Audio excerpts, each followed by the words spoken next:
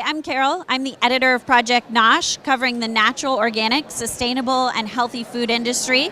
We're here at Expo East, and right now we're with Nikhil, who's the co-founder and co-CEO of Back to the Roots. Yeah, thanks for coming by our booth. I appreciate you guys swinging by. Yeah, of course. We're so glad to be here. Yeah. So we heard you just closed a round of funding. That's very exciting. Can you tell us some more about it? We did. It's been, after 4 years of bootstrapping this company since we graduated in college, we decided for the first time to take some outside capital, but it was really just an awesome round. It was like an angel round from really close mentors. It was a $2 million round from just people who we've looked up to, kind of in our minds built this industry, like John Foraker from A&E's and Gary Hirschberg from Stonyfield. So people who've been there, done that, and now we're trying to take all their learnings and experience and kind of go out there and build that third wave of food companies, so to speak. Well, we're very excited for you and looking forward to seeing what you do with that funding.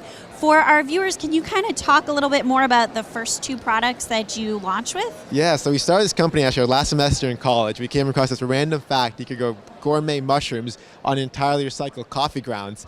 And I was going to consulting. My friend Alex, who's the other co-founder, was going to investment banking. We both thought we knew what we were doing and just instead fell in love with this random idea of growing mushrooms on coffee grounds. And that whole idea of growing food off of waste led to our first product, which was the mushroom mini farm, which is this little box, and you just pop open the back panel, and in 10 days you get this gorgeous crop of mushrooms out of it. So, it was for us really the first kind of branded consumer product that we could sell, and that kind of led us to our second product, which was the Water Garden, a home aquaponics kit. It's a little 3-gallon self-cleaning fish tank that grows food. Very cool. And then earlier this year, you launched some food products. So let's talk about what those are and also what sort of led to the, diversification of your product line. Yes, in so many ways. We were selling in produce, in the produce sections of stores for our first 4 years. And always kind of just saw this divide between the grocery, the center of the store, and the outside of the store, and between fresh and prepared foods. And really felt that grocery should just be produce that's cooked a little bit. It shouldn't be entirely new ingredients or ways of making food or manufacturing ways, just produce that's cooked. And we started having this idea of can Back to the Roots kind of transcend produce and become, can it carry that same ethos of where does your food come from, who made it, how was it made, into the grocery ready-to-eat set. And the first kind of real food product we just fell in love with is undoing in a way was just grains and wheat. Blown away with how he used this huge commodity food, but we had no idea before this how a stalk of wheat turned into a cookie or a cracker or cereal. And then we started visiting mills and saw what was taken out of wheat, the bran, the germs, this crazy industrial process. And we just kind of asked how else did it used to be done, and we fell in love with stone milling. And after a lot of kind of cool just conversation with the buyers, saw a really great opportunity to kind of bring that to families, to the breakfast cereal category, and ended up launching this guy right here, which is the first 100% stone ground breakfast cereal, all U.S. grown. And a big part of it for us is leading with total transparency, and it's only 3 ingredients, and it's a big, I think our bet is that a lot of these other fads, gluten-free, paleo, fat-free, might come and go, but a mom, a parent who sees just 3 ingredients, there's a certain kind of truth to that, I think, where it's kind of beyond fad. There's transparency and truth to that. Do you expect that you guys will continue to expand throughout the grocery category?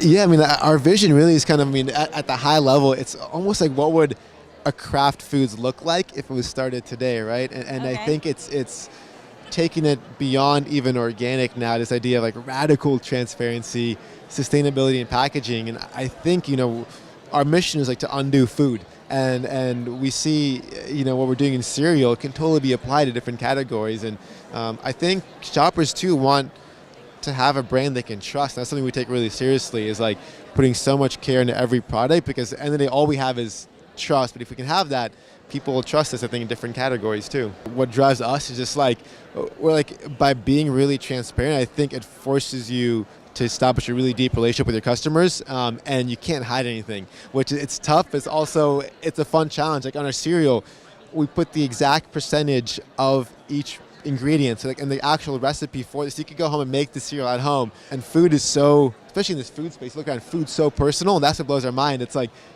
we're creating something that people are putting into their bodies, and that's, as a brand, there's so much responsibility associated with that, and that's what drives us every day, is can we live up to that responsibility? So as you've transitioned from the produce category into grocery, what are some of the, the hurdles you've faced, and what are some of the learnings you've taken away from that experience? Yeah, it's with a ton of learnings. It's a whole different beast. We've learned just on the distribution side, from margin to shelf life to obviously you're competing too with so much.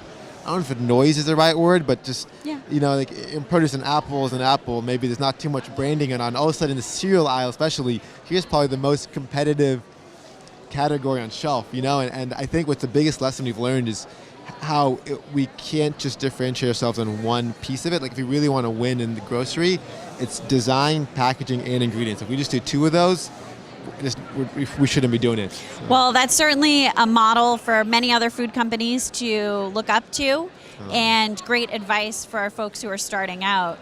So thank you so much for chatting with us today, and we really look forward to seeing you guys grow even further. Thank you. That means so much. Thank you.